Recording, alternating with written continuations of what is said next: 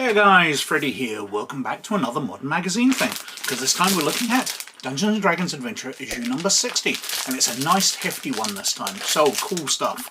Now, no stories about how I got it this week. It was a very straightforward thing, went into the shop as usual, picked it up off the shelf. They've removed the space where it's supposed to be, but they are still getting the issues, so I'm still going to be able to get these for the foreseeable future. But anyway, let's have a look at Dungeons & Dragons Adventurer issue number 60. So, this is Dungeons & Dragons Adventure issue number 60. Let's get the shiny bag out of the way. And we can see that this issue comes with some dice. And I think they're quite nice dice. I've complained about the sheer number of them, but there's something about the coloration of these. They're not something I would usually choose. But this sort of earthy brown number on a slightly brown dice, I think makes these really quite appealing. They're the usual quality of dice. Oh, I rolled a natural 20 on them. They're lucky dice. Nice of them to provide those for a change. But quite a nice set of dice.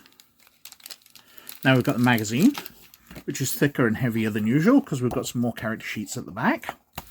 And we've got a large map.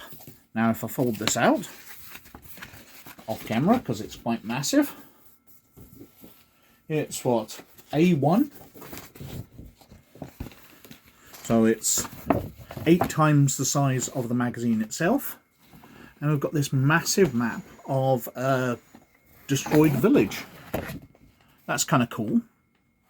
But I much prefer the other side, which is a lived-in sort of village street. We've got the street down here with buildings either side, some kind of meeting hall up here.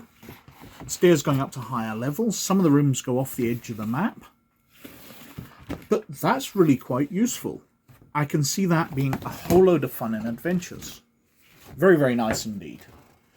Now, I'm not sure if they've been going on, because they're bordered on the edge. Are these actually supposed to connect together?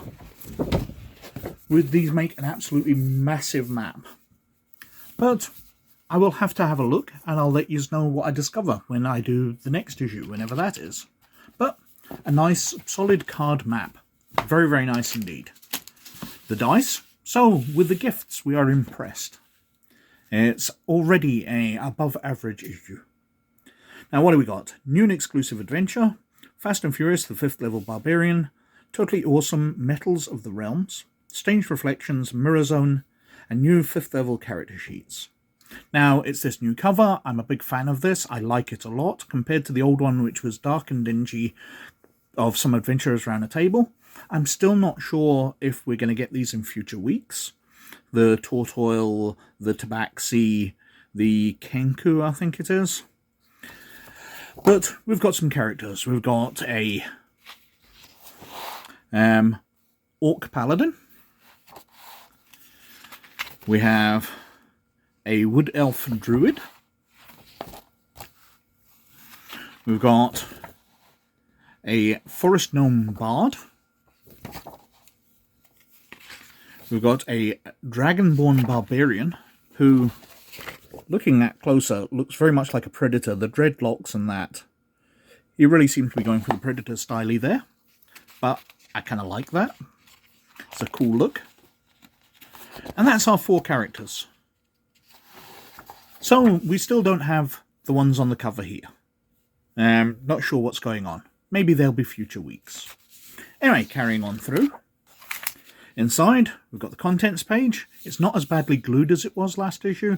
If you remember last issue, when I was turning it open, the glue was actually ripping the pages open, making it kind of useless for putting into binders, as this magazine's supposed to be.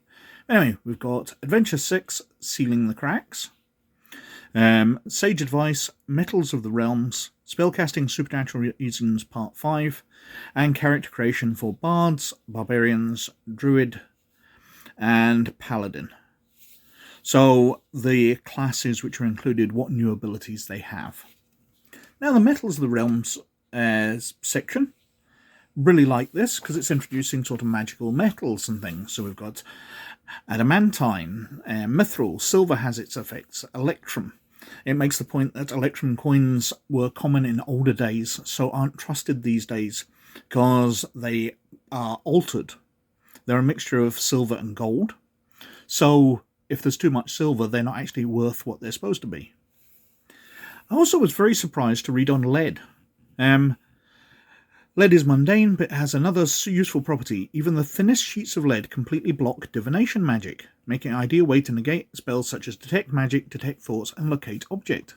I had no idea. I know lead blocks Superman's vision, but I had no idea, after playing Dungeons & Dragons for 40-ish years, that lead has an effect on magic.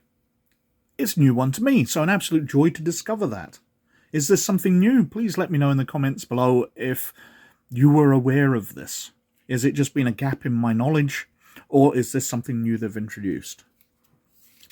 We've got supernatural regions. Now these are different regions with different effects. We've had infested with insects and things like that. And this time it's a mirror zone, the plane of mirrors.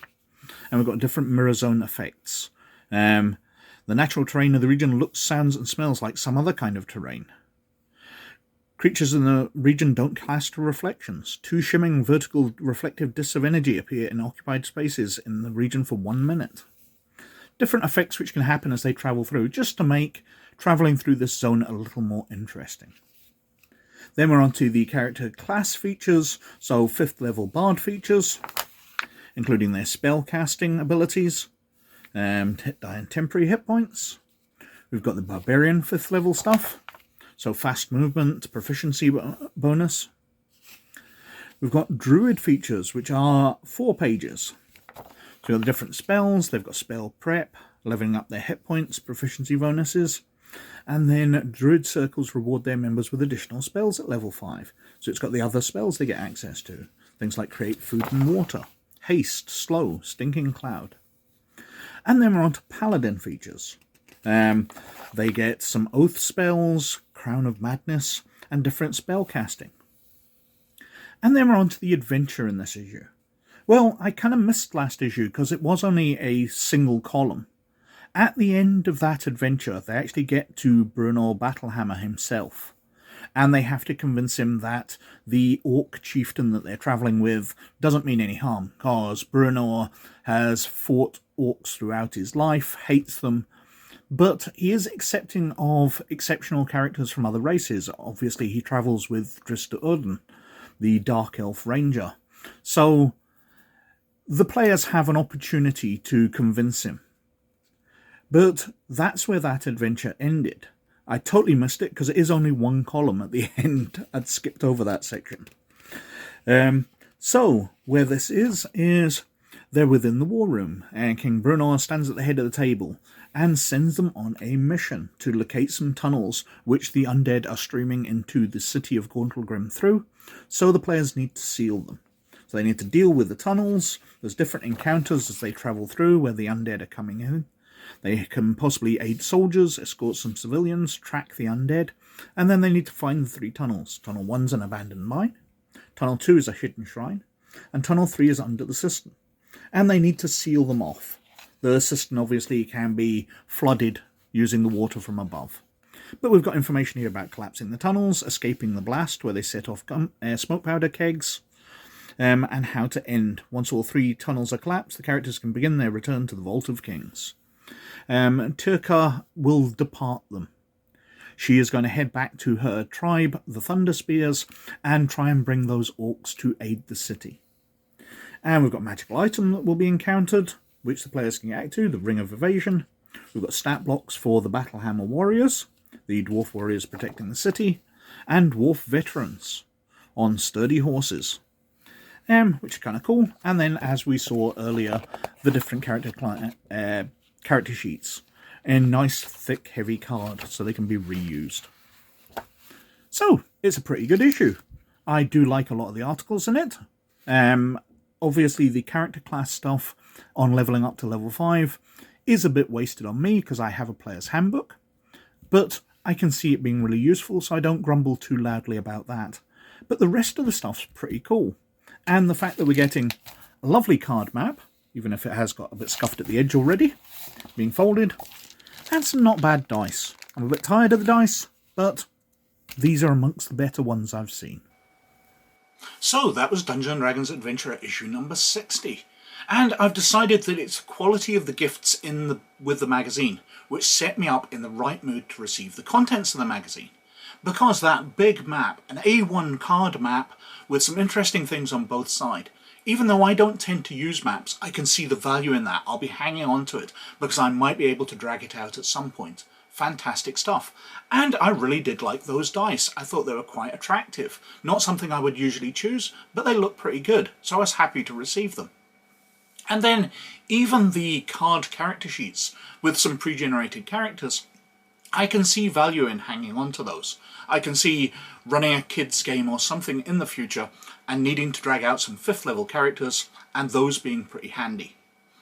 So I was in a good mood when I looked through the magazine. And even though most of the contents were a guide to leveling up various character classes, something I don't need because I have a player's handbook, so I know how to do that already, I quite liked. And the article on metals, I really felt like I learned something from. As I said while we were going through it, the details on lead, I had no idea. I don't know if that's in old versions, whether that's a 5th edition thing, or whether it's new to this magazine. I found that really interesting and handy, and the fact I was learning something really excited me. But anyway, I think I've been whittering on for quite long enough as usual, so thank you very much for watching. As always, most of all, you look after yourselves, and I'll catch you later. Bye now.